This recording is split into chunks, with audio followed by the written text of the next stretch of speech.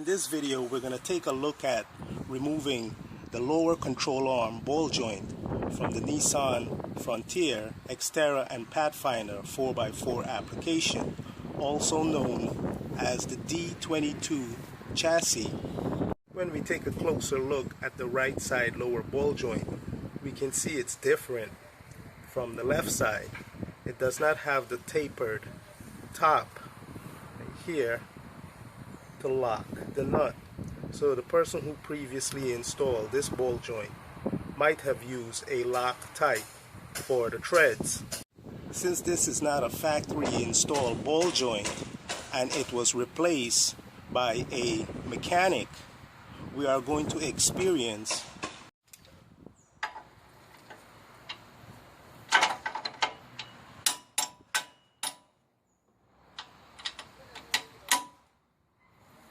the ball joint will rotate completely, preventing the nut from removal. So now we must resort to another method of removal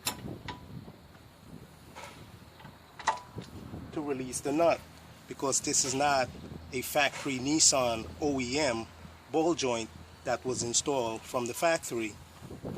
What we are experiencing here is a clearance issue between the ball joint itself and the lower control arm. This is why it's slipping in the joint.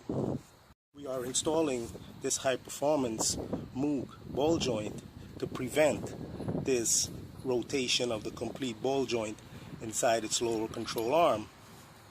So the vice grip is going to grab onto this part of the ball joint and brace itself against the lower control arm.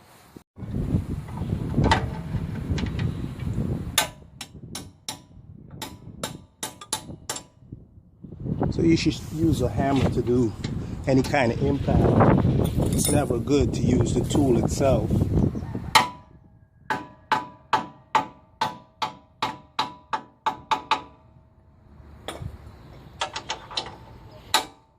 So I'm using an 1 7/8 socket with a 1/2 inch to 3/4 inch reducer.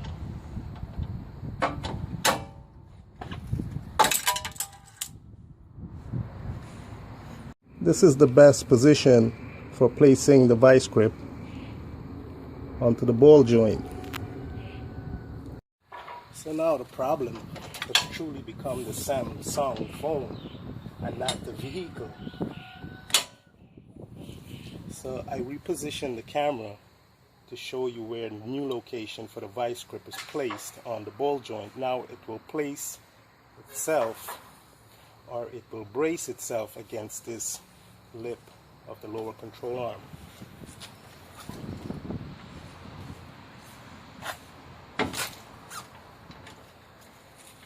Unfortunately, we are lucky.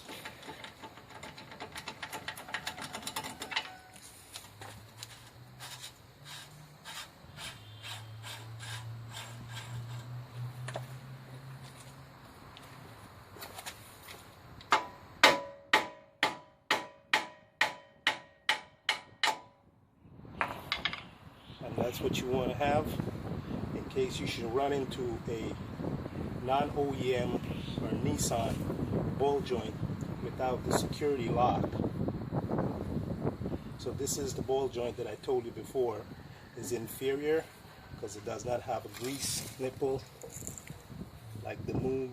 It does not have a castle nut, and it does not have the spline to grip the ball joint itself to the lower control arm. So during off-roading or extreme driving with this vehicle, this ball joint will have a tendency to move in here, causing a breakage like we experience on the upper control arm. So I tried relocating the Samsung S5 smartphone because I figure when you relocate it, the lighting gets better. But here, this ball joint is much worse than the left side ball joint because this has an actually clunk to it. So let's go ahead and replace this. We must clean up here, apply some paint. You could go to this video here also to see more detailed information on how to install and removing the ball joint. So this is how the ball joint and the nut should be fixed together. The ball joint should actually be raised above the nut.